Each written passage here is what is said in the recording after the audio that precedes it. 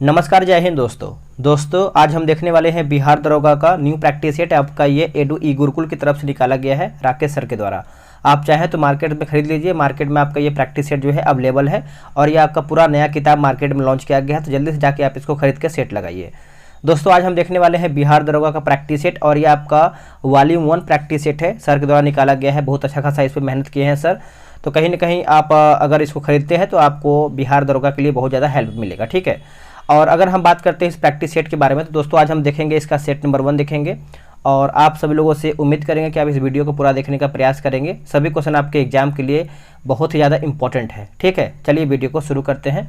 आज का हमारा जो पहला प्रैक्टिस सेट आप यहाँ पे देख सकते हैं, प्रैक्टिस सेट हमारा 1 है। ठीक है,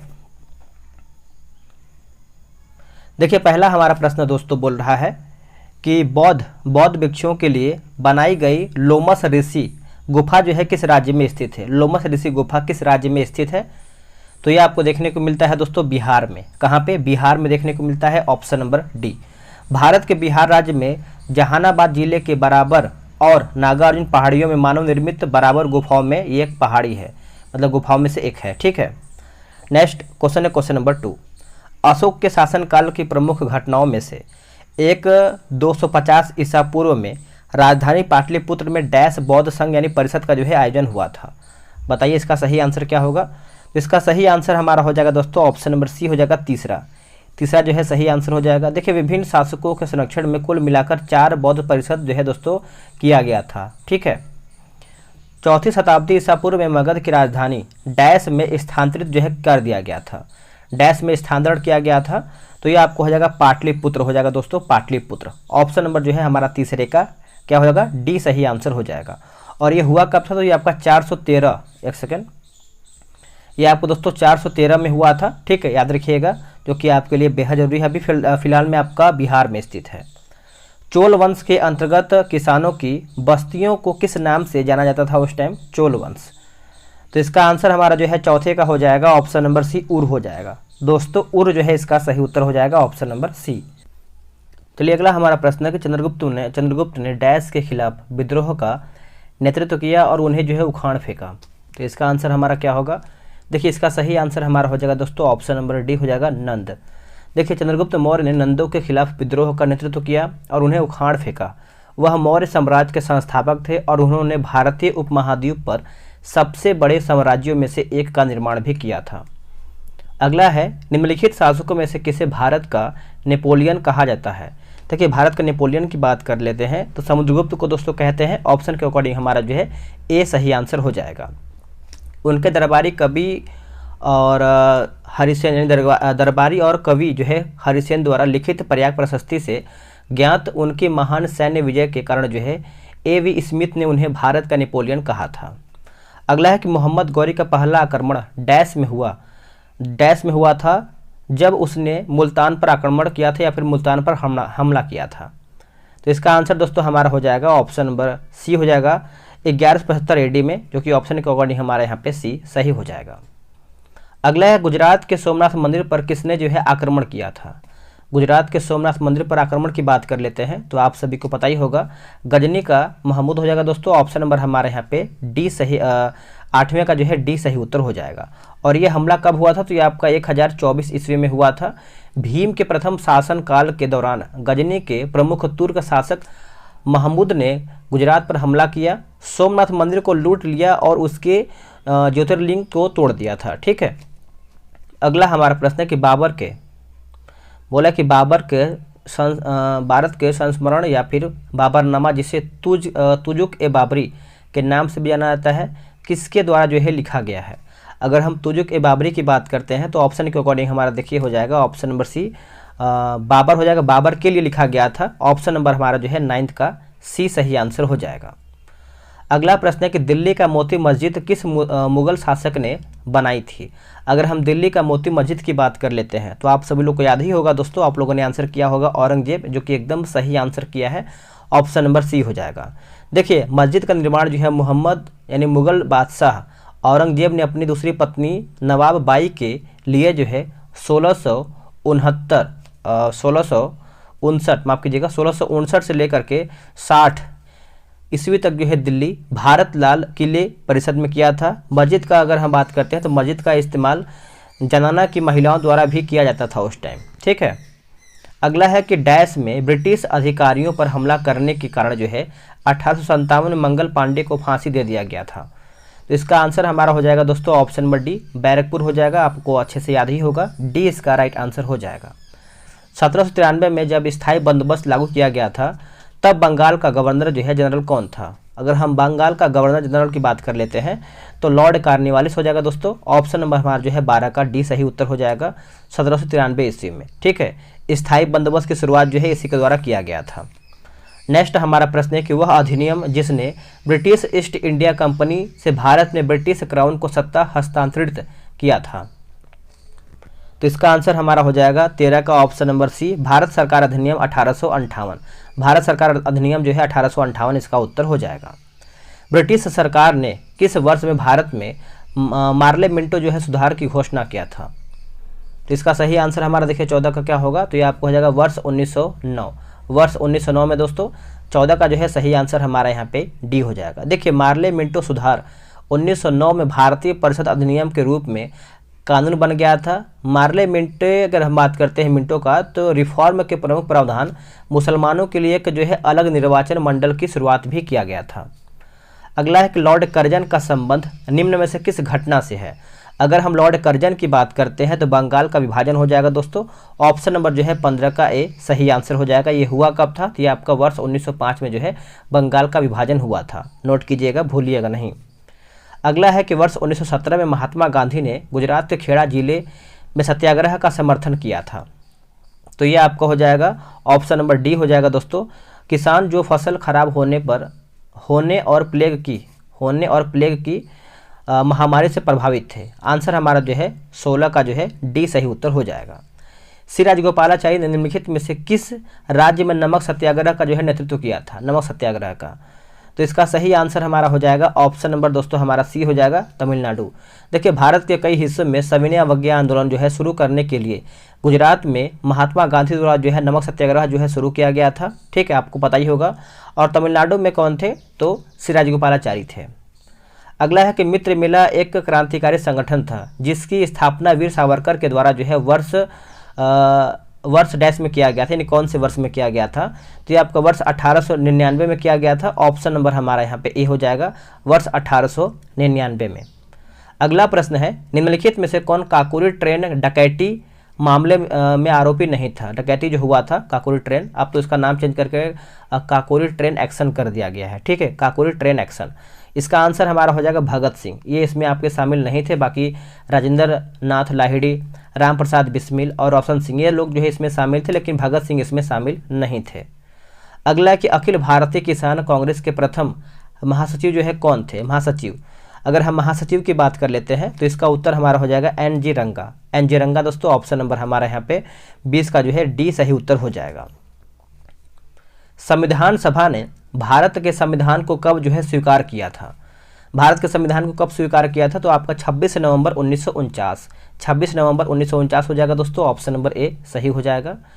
किसी राज्य के राज्यपाल के रूप में नियुक्ति के लिए भारत के संविधान द्वारा निर्धारित न्यूनतम आयु क्या है? अगर हम राज्यपाल की बात कर लेते हैं तो इसका उत्तर हमारा हो जाएगा 22 का ऑप्शन नंबर है 35 साल। और देखिए जो 25 साल होता है लोकसभा के लिए होता है, प्रधानमंत्री बनने के लिए होता है, और जो आपका 30 साल दिया गया है ये आपका हो जाएगा राज्यसभा के लिए है, और 21 साल बताइए किसके लिए है? तो जो पंचायत वगैरह होता है, ग्राम पंचायत का चुनाव होता है, वो उसके लिए है, ठीक है। भारतीय संविधान में न्यायिक पुनर्विलोकन की शक्ति और न्यायपालिका की स्वतंत्रता का प्रावधान किस देश से लिया गया है? ये कौन से देश से लिया गया है? तो ये आपका अमेरिका से लिया गया है दोस्तों, अमेरिका से लिया गया है। ऑप्शन नंबर हमारा डी राइट आंसर हो जाएगा। अगला प्रश्न है निम्नलिखित में से किस वर्ष में भारतीय राष्ट्रीय कांग्रेस ने संविधान सभा का जो है मांग किया था? अगर हम संविधान सभा की बात करते हैं तो इसका आंसर हमारा हो जाएगा 24 का ऑप्शन नंबर दोस्तों हमारा यहाँ पे डी हो जाएगा, वर्ष 1934 में। वर्ष 1934 में ऑप्शन नंबर हमारा जो है डी सही आंसर हो जाएगा। यह 1935 में भारत राष्ट्रीय कांग्रेस की अधिकार मांग बन गया था। अगला है कि भारतीय संविधान का निम्न में से कौन सा अनुच्छेद समान नागरिक संहिता से संबंधित है? देखिए समान नागरिक संहिता से संबंध रखता है तो आपको पता है अनुच्छेद 44, और जो कि ग्राम पंचायत भी आपको प्रश्न पूछा जाता है, तो आपका अनुच्छेद 40 हो जाएगा ग्राम पंचायत। अनुच्छेद 43 की बात करते हैं तो श्रमिकों के लिए निर्वाह, मजदूरी आदि, ठीक है। और वही अगर हम अनुच्छेद 45 की बात करते हैं तो बच्चों के लिए निःशुल्क और अनिवार्य शिक्षा का प्रावधान है। और जो आपका अनुच्छेद 46 है, राज्य विशेष सावधानी के साथ शैक्षिक और आर्थिक हितों को बढ़ावा देना, ठीक है। उससे पहले आप सभी को बता दें, देखिए बिहार दरोगा आप सभी को पता है, ईसाई जो है आपका टेलीग्राम पे ग्रुप बनाया गया है। डेली आपका 7 बजे दोस्तों सेट सुबह चलता है, डिस्कशन भी आपको सेट में रहता है। अगर आपको ज्वाइन होना है तो आप फटाफट ज्वाइन हो जाइए। 8756546533 आप इस पर जो है बिहार ईसाई लिखिए, आपको जानकारी मिल जाएगा। और देखिए दिसंबर में आपको देखिए एग्जाम संभावित है, जितना सेट लगाएंगे उतना ही आपके लिए बेहतर होगा, ठीक है। भारत में भारतीय संविधान का निम्न में से कौन सा अनुच्छेद एक नए राज्य के गठन की व्यवस्था करता है? तो इसका सही आंसर हमारा हो जाएगा अनुच्छेद 3। अनुच्छेद 3 हो जाएगा दोस्तों ऑप्शन नंबर ए। और अनुच्छेद 1 में क्या है, तो संघराज्य क्षेत्र है। निम्नलिखित में से कौन सा विषय भारतीय संविधान की 11वीं सूची के अंतर्गत आता है? देखिए 11वीं अनुसूची के अंतर्गत क्या आता है दोस्तों, बताइएगा। तो ये आपको हो जाएगा स्वास्थ्य और स्वच्छता। ऑप्शन नंबर हमारा जो है 27 का बी सही हो जाएगा। 124वें संशोधन विधेयक 2019 का संबंध जो है किससे है? अगर हम इसका बात कर लेते हैं तो ये आपको हो जाएगा आर्थिक आरक्षण से है दोस्तों, आर्थिक आरक्षण से। ऑप्शन नंबर डी हो जाएगा। निम्न में से कौन मौलिक अधिकारों से संबंधित नहीं है? देखिए मौलिक अधिकार से संबंध आपका कौन नहीं है, तो संपत्ति का अधिकार दोस्तों नहीं है, बाकी संघ बनाने का अधिकार है, शिक्षा का अधिकार है और जीवन का अधिकार है, ठीक है। आपको अच्छे से याद होना चाहिए कि वर्ष 1978 में 44वें संविधान संशोधन ने जो है तत्कालीन सत्ताधारी जनता पार्टी द्वारा जो है संपत्ति के अधिकार को मौलिक अधिकार की सूची से जो है हटा दिया है। अंतर्राज्यीय परिषद की स्थापना किस समिति की सिफारिश पर किया गया था? एक कौन सी समिति की सिफारिश पर किया गया था? तो सहकारिता आयोग हो जाएगा दोस्तों, सरकारिया आयोग, माफ कीजिएगा सरकारिया आयोग। ऑप्शन नंबर जो है 30 का ए हो जाएगा। देखिए अंतर्राज्यीय परिषद जो है वर्ष 1990 में सरकारिया आयोग की सिफारिश पर राष्ट्रपति के आदेश द्वारा स्थापित एक गैर स्थायी यानी संवैधानिक निकाय है। नेक्स्ट हमारा प्रश्न है 31, बोला कि राष्ट्रपति के चुनाव से संबंधित सभी विवादों एवं शंकाओं की जांच करने एवं निर्णय लेने की शक्ति जो है डैश में निहित, यानी ये किसके पास निहित होता है? तो देखिए इसका आंसर आप अच्छे से याद रखिएगा, यह आपका दोस्तों सर्वोच्च न्यायालय के पास निहित होता है, जो कि ऑप्शन के अकॉर्डिंग हमारा यहाँ पे सी सही आंसर हो जाएगा। क्वेश्चन नंबर 31 का क्या हो जाएगा दोस्तों? ऑप्शन नंबर सी सही हो जाएगा। अगला है कि अध्यादेश की घोषणा करने की शक्ति निम्न में से किसके पास है? अगर हम अध्यादेश की बात कर लेते हैं तो ये राष्ट्रपति के पास होता है दोस्तों। ऑप्शन नंबर हमारा जो है 32 का बी हो जाएगा। देखिए बात करते हैं कि हालांकि एक अध्यादेश की जो अधिकतम वैधता होती है ये आपका 6 महीना या फिर 6 सप्ताह ही होता है। और ये आपका अध्यादेश जो है दोस्तों आपको पता है, आर्टिकल की बात करते हैं तो ये आपका 123 हो जाएगा। नेक्स्ट हमारा प्रश्न है, निम्नलिखित में से कौन कभी भारत के उपराष्ट्रपति नहीं बने हैं? देखिए कौन कभी भारत के उपराष्ट्रपति नहीं बने हैं? तो गुलजारी लाल नंदा ये नहीं बने हैं, बाकी वी गिरी सही है, जाकिर हुसैन सही दिया गया है और बीडी जट्टी जो है हमारा सही है। पंचायत गठित करने का चुनाव उसके विघटन की तिथि से डैश की अवधि समाप्त होने से पहले जो है पूरा हो जाना चाहिए। तो दोस्तों इसका सही आंसर हमारा जो है 34 का हो जाएगा, 6 माह। ऑप्शन नंबर हमारे यहाँ पे जो है 34 का सी सही उत्तर हो जाएगा। देखिए अनुच्छेद की बात करते हैं तो अनुच्छेद 243 का ई में 43 का 30 क्लॉज ई की बात करते हैं तो पंचायत के गठन के लिए चुनाव उसके विघटन की तारीख से 6 महीना की अवधि की समाप्ति से पहले जो है पूरा किया जाना चाहिए।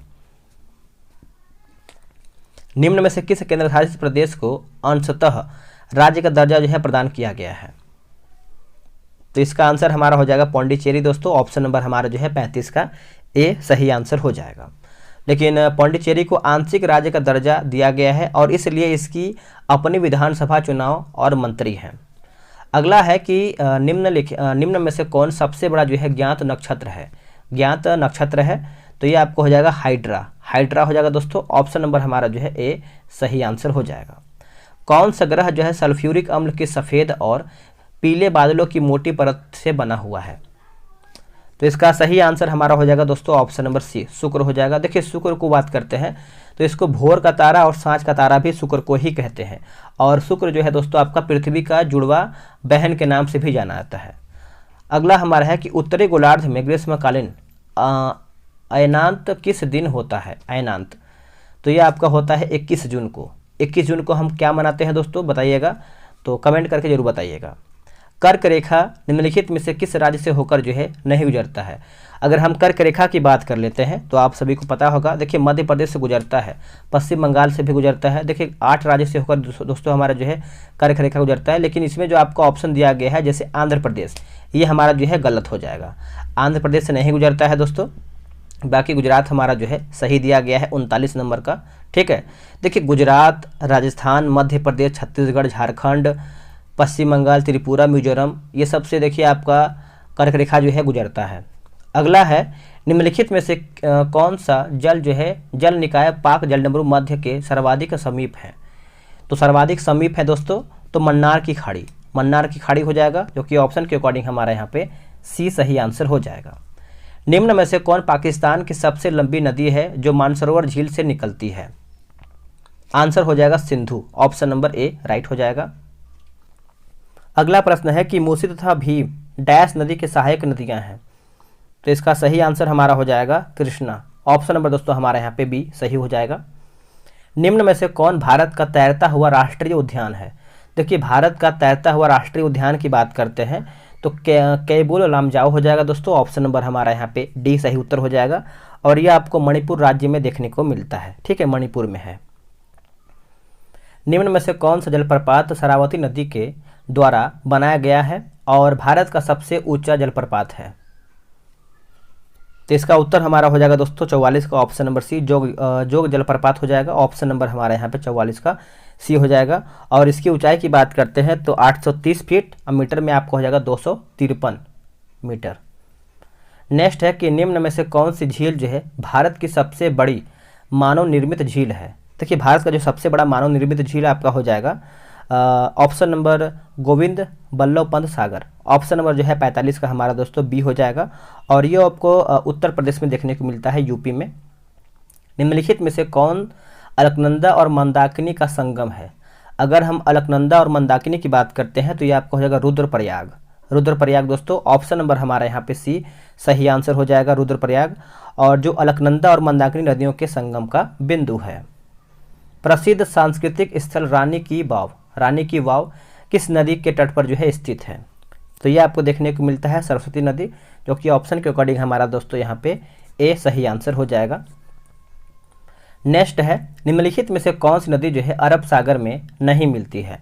देखिए अरब सागर में दोस्तों नहीं मिलता है तो गोदावरी दोस्तों नहीं मिलता है, बाकी साबरमती सही है, सिंधु हमारा सही दिया गया है और ताप्ती भी हमारा सही है। डैश जलसंधि भूमध्य सागर को अटलांटिक महासागर से जोड़ती है। देखिए अटलांटिक महासागर से जोड़ती है तो ये आपको हो जाएगा जिब्राल्टर, जिब्राल्टर हो जाएगा दोस्तों। 49 का जो है यहाँ पे हमारा सी सही उत्तर हो जाएगा। कठोर मिट्टी पर एक मृत कीट के शरीर के अंग की छाप एक डैश का एक उदाहरण है, यानी किसका एक एग्जाम्पल है। तो ये आपको हो जाएगा जीवाश्म का है दोस्तों, ये आपका जीवाश्म का हो जाएगा, यानी ऑप्शन हमारा जो है डी राइट आंसर हो जाएगा। अगला है कि लॉरेंज वक्र क्या दर्शाता है। अगर हम लॉरेंज वक्र की बात करते हैं तो आय वितरण दर्शाता है दोस्तों। 51 का ऑप्शन जो है हमारा यहाँ पे बी हो जाएगा, आय वितरण, ऑप्शन नंबर बी। चलिए आगे देख लेते हैं। अगला है कि पूंजीगत व्यय में पर्याप्त वृद्धि या राजस्व घाटा डैश की वजह से बनता है। तो देखिए इसका सही आंसर हमारा हो जाएगा राजकोषीय घाटा, राजकोषीय घाटा। एक एक क्वेश्चन को देखिएगा और वीडियो को आखिरी तक देखिए। आप क्या करते हैं कि 50 और 20-30 क्वेश्चन देख के छोड़ देते हैं। मेरे भाई आपको मैं बहुत बार बोल चुका हूँ, क्वेश्चन देखिए, क्वेश्चन आखिर आ कहाँ से रहा है। जब आप क्वेश्चन नहीं देखेंगे, समझेंगे नहीं, तो आप कैसे तैयारी करेंगे। नहीं तो आपका ये भी जो है वैकेंसी छूट जाएगा। देखिए तैयारी और भर्ती लेना बहुत अलग अलग बात है। देखिए तैयारी सभी लोग करते हैं, लाखों में फॉर्म गिरता है, लेकिन सिलेक्शन किसका होगा, 1275 लोग का होगा। ठीक है, जितना हमारा वैकेंसी आया हुआ है। तो कुछ रणनीति बदलिए, तैयारी कीजिए, तो अच्छे से क्वेश्चन को देखिए और क्वेश्चन देख के अगर आपसे नहीं बन पा रहा है तो उस टॉपिक को क्लियर कर लीजिए। जैसे आपका दिवस का एक क्वेश्चन नहीं बना तो दिवस जितना भी आपका जनवरी से लेकर दिसंबर तक दिवस से पूरा रट जाइए। अब वहाँ से कोई भी दिवस आएगा तो आप आराम से बना देंगे। तो ऐसे एक एक क्वेश्चन जब आप कलेक्ट करेंगे तो आपका एक 100 क्वेश्चन तैयार होता है। ठीक है, ऐसे तैयारी कीजिए। चलिए आगे हम देखते हैं। अगला हमारा है किसी अर्थव्यवस्था में सामान्य कीमत स्तर में निरंतर वृद्धि को कहा जाता है क्या। देखिए निरंतर वृद्धि को बात करते हैं तो उसको हम मुद्रास्फीति कहते हैं, मुद्रास्फीति कहते हैं दोस्तों, ऑप्शन नंबर सी। निम्न में से कौन सा अप्रत्यक्ष कर केंद्र सरकार के द्वारा जो है वसूला जाता है। तो ये आपको हो जाएगा सेवा कर। दोस्तों सेवा कर ऑप्शन नंबर हमारा ए। जीएसटी परिषद की अध्यक्षता जो है कौन करते हैं? अगर हम जीएसटी परिषद की अध्यक्षता की बात करते हैं तो केंद्रीय वित्त मंत्री, केंद्रीय वित्त मंत्री। दोस्तों ऑप्शन नंबर हमारे यहाँ पे 55 का जो है डी हो जाएगा। ऑप्शन नंबर हमारे यहाँ पे डी राइट हो जाएगा। अगला है कि टिंडन प्रभाव किस कारण से होता है? अगर हम टिंडन प्रभाव की बात करते हैं तो ये आपको हो जाएगा प्रकाश का प्रकीर्णन, प्रकाश का प्रकीर्णन ऑप्शन नंबर ए। अगला है कि फल्मिनोलॉजी डैश का अध्ययन है। फल्मिनोलॉजी क्या लिखा गया? फल्मिनोलॉजी है ना। तो 57 का देखिए हमारा हो जाएगा आकाशीय बिजली, आकाशीय बिजली हो जाएगा दोस्तों। ऑप्शन नंबर हमारे यहाँ पे बी सही आंसर हो जाएगा। नेक्स्ट हमारा प्रश्न है कि किस घटना के कारण जो है साफ आकाश का रंग जो है नहीं होता है? नहीं होता है दोस्तों। तो 58 का जो सही आंसर हमारा हो जाएगा प्रकाश का प्रकीर्णन, प्रकाश का प्रकीर्णन हो जाएगा दोस्तों। 58 का ऑप्शन नंबर हमारा सी सही हो जाएगा। निम्न में से कौन सा समीकरण जो है भौतिक में दाब को दर्शाता है? देखिए भौतिक को दाब में दर्शाता है तो इसका आंसर हमारा हो जाएगा दाब बटे क्षेत्र, दाब बटा क्षेत्र हो जाएगा। आंसर हमारा यहाँ पे बी हो जाएगा। धातुओं के माध्यम से विद्युत चालकता को इलेक्ट्रॉनिक चालकता कहा जाता है। और यह अगर हम देखें तो तापमान में वृद्धि के साथ जो है घटता है, तापमान में वृद्धि के साथ दोस्तों ये आपका घटता है। ऑप्शन नंबर ए हो जाएगा। प्रकाश के वर्णक्रम की व्याख्या सबसे पहले डैश ने किया था, यानी किसके द्वारा ये किया गया था? तो ये किया गया था आइजैक न्यूटन के द्वारा ये किया गया था दोस्तों। ऑप्शन नंबर हमारा बी हो जाएगा। पोटेशियम परमैंगनेट के एक अणु में कितने ऑक्सीजन परमाणु जो है मौजूद होते हैं? तो इसका उत्तर हमारा हो जाएगा 4। ऑप्शन नंबर हमारा यहाँ पे बी सही हो जाएगा। अगला प्रश्न है कि डोलोमाइट किसका अयस्क है? अगर हम डोलोमाइट की बात करते हैं तो ये आपको हो जाएगा मैग्नीशियम का। किसका दोस्तों? मैग्नीशियम का अयस्क है, जो कि ऑप्शन के अकॉर्डिंग हमारा यहाँ पे 63 का ए सही उत्तर हो जाएगा। नेक्स्ट है कि निम्न में से किस तत्व में सबसे कम विद्युत ऋणात्मकता जो है दोस्तों होती है? तो इसका उत्तर हमारा हो जाएगा फ्रेंसियम। दोस्तों फ्रेंसियम हो जाएगा ऑप्शन नंबर बी। ग्राफीन है क्या? अगर हम ग्राफीन की बात करते हैं तो दोस्तों ये एक प्रकार से अगर हम देखें तो कार्बन का अवरूप है। ग्राफीन दोस्तों हमारा जो है कार्बन का अवरूप है। ऑप्शन नंबर हमारा जो है 65 का सी हो जाएगा। कोयले का जलना एक डैश अभिक्रिया है, कोयले का जलना एक डैश अभिक्रिया है। तो इसका ऑप्शन देखिए आपके सामने दिया हुआ है। तो देखिए 66 का जो सही आंसर हमारा हो जाएगा संयोजन, संयोजन हो जाएगा दोस्तों। Option number C. निम्नलिखित में से कौन सा जीव जो है शरीर के बाहर की खाद्य सामग्री को तोड़ता है और फिर उसे अवशोषित करता है? तो ये आपको हो जाएगा खमीर, खमीर हो जाएगा दोस्तों। ऑप्शन नंबर हमारा जो है 67 का सी सही आंसर हो जाएगा। अगला है कि प्रकाश संश्लेषण की प्रक्रिया में निम्नलिखित में से कौन सी गैस जो है निकलती है? देखिए प्रक्रिया में पूछ रहा है कौन सी गैस निकलता है, तो इसका आंसर हमारा देखिए हो जाएगा ऑक्सीजन।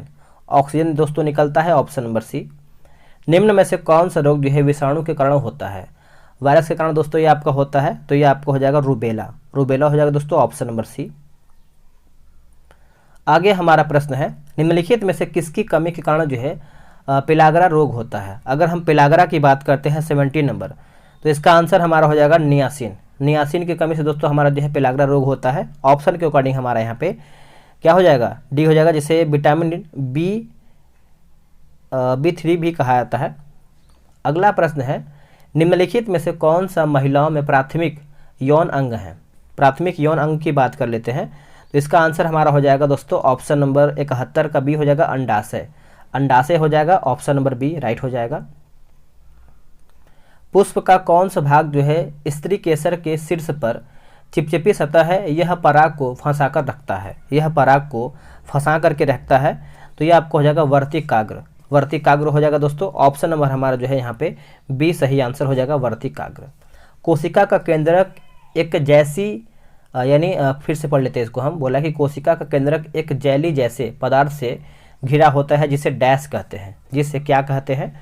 तो देखिए इसको हम कहते हैं साइटोप्लाज्म कहते हैं, साइटोप्लाज्म। Option number A. निम्न में से कौन सी गैस रक्त की ऑक्सीजन ले जाने की क्षमता को जो है कम कर देती है? तो इसका सही आंसर हमारा हो जाएगा ऑप्शन नंबर सी जो है सही आंसर हो जाएगा। याद रखिएगा carbon monoxide, carbon monoxide. Option number C. जीभ के पीछे स्वर यंत्र या फिर बायस बॉक्स के शीर्ष पर स्थित उपस्थिति के पत्ते के आकार के प्रालंब को क्या कहते हैं? दोस्तों इसको हम कहते हैं ऑप्शन नंबर डी हो जाएगा, एपिग्लॉटिक्स हो जाएगा ऑप्शन नंबर डी। अगला प्रश्न है कि मटकी किस राज्य का प्रसिद्ध लोक नृत्य है? अगर हम मटकी की बात कर लेते हैं तो इसका सही आंसर हमारा हो जाएगा मध्य प्रदेश। मध्य प्रदेश ऑप्शन नंबर हमारा जो है ए सही हो जाएगा। अगला है कि जैमिंग शब्द निम्नलिखित में से किस खेल से संबंधित है? जैमिंग शब्द, तो ये आपका संबंध रखता है लॉन टेनिस से। लॉन टेनिस दोस्तों ऑप्शन नंबर जो है हमारा 77 का सी सही उत्तर हो जाएगा। द ओरिजिन ऑफ स्पीसीज किसके द्वारा दोस्तों ये आपका लिखा गया है? द ओरिजिन ऑफ स्पीसीज ये लिखा गया है आपका चार्ल्स डार्विन के द्वारा। चार्ल्स डार्विन दोस्तों ऑप्शन नंबर ए।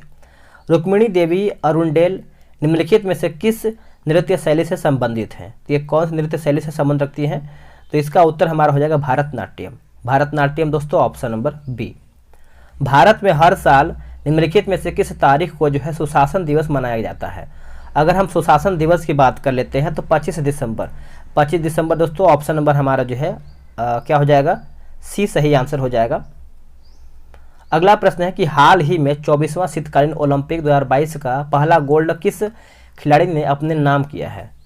तो इसका आंसर हमारा क्या होगा बताइएगा। देखिए इसका सही आंसर हमारा दोस्तों हो जाएगा 81 नंबर। बताइए, देखिए 81 का दोस्तों हमारा हो जाएगा Therese Johaug. Therese Johaug option number B सही हो जाएगा। हाल ही में अमेरिका ने किस देश को अपने प्रमुख गैर नाटो सहयोगी के रूप में जो है घोषित किया है? सहयोगी के रूप में घोषित किया है तो ये आपको हो जाएगा कतर। ऑप्शन नंबर हमारा जो है 82 का सी सही उत्तर हो जाएगा। नेक्स्ट हमारा प्रश्न है कि हाल ही में हुई घोषणा के मुताबिक किस शहर में भारत का पहला भूवैज्ञानिक उद्यान बनेगा? तो इसका आंसर हमारा हो जाएगा 83 का जबलपुर। जबलपुर हो जाएगा दोस्तों ऑप्शन नंबर सी राइट हो जाएगा। हाल ही में दक्षिण मोबुआंग किस राज्य का पहला ओडीएफ प्लस जो है गांव बना है? ओडीएफ प्लस गांव, तो ये आपका मिजोरम हो जाएगा दोस्तों। ऑप्शन नंबर हमारा बी राइट हो जाएगा। हाल ही में अंडर 19 वर्ल्ड कप 2022 का खिताब जो है किसने जीता है? तो ये आपको हो जाएगा भारत, अपना Bharat. Option number D. WHO की घोषणा के अनुसार कितने अफ्रीकी देशों को mRNA तकनीक जो है दोस्तों यहाँ पे दिया जाएगा? तो ये आपको हो जाएगा 6। ऑप्शन नंबर हमारा बी राइट हो जाएगा। किस राज्य में सैन्य मुद्रा में भगवान बुद्ध की सबसे बड़ी मूर्ति यानी 100 फीट का निर्माण जो है दोस्तों किया जा रहा है? तो ये आपको देखने को मिल रहा है कहाँ पे? बिहार में। बिहार जो है इसका सही उत्तर हो जाएगा, यानी आप ऑप्शन नंबर बी सही करेंगे। बाफ्टा अवार्ड 2022 में किसे सर्वश्रेष्ठ फिल्म का पुरस्कार मिला है? तो ये मिला है the power of the dog. The power of dog option number A.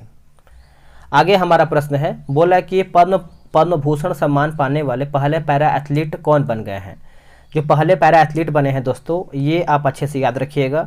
89 का जो सही आंसर हमारा हो जाएगा ऑप्शन नंबर सी हो जाएगा, Devendra Jhajharia. Option number C. बच्चों की पुस्तक the little book of joy किसने लिखा है?